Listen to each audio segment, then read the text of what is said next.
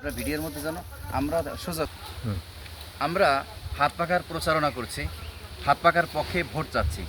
অনেকে আমাদেরকে বলেন যখন যে হাত পাখার পক্ষে ভোট দিব, মানে আপনারা এমন কিছু কথা বলেন বা অনেকে এমন কথা বলে কেমন যেন যারা হাত পাখার পক্ষে না তারা বোঝায় নামাজ পড়ে না। এটা তাদের একটা অভিযোগ আমাদের কাছে। কিন্তু এই ব্যাপারে আমরা বলবো, দেখেন, ব্যক্তিগতভাবে নামাজ পড়া বা ৫ ওয়াক্ত নামাজ মসজিদে গিয়ে পড়া সেটা একটা গুরুত্বপূর্ণ বিষয়, অবশ্যই এজন্য আপনি নেকি পাবেন।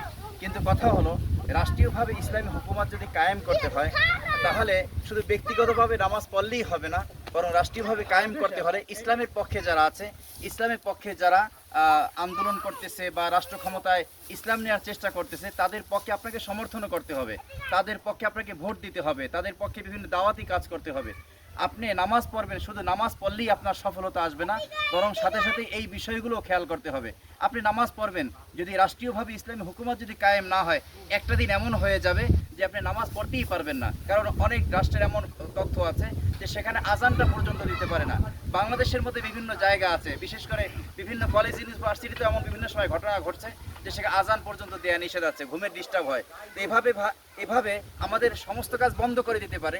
তাই আমাদের কাজে যদি এগিয়ে যেতে হয়, ইসলামী হুকুমত যদি কায়েম করতে হয়, শুধু ব্যক্তিগতভাবে নামাজ পড়লেই হবে না, বরং আপনাকে রাষ্ট্রীয় ক্ষমতা ইসলাম দিয়ে নিতে হবে ইনশাআল্লাহ।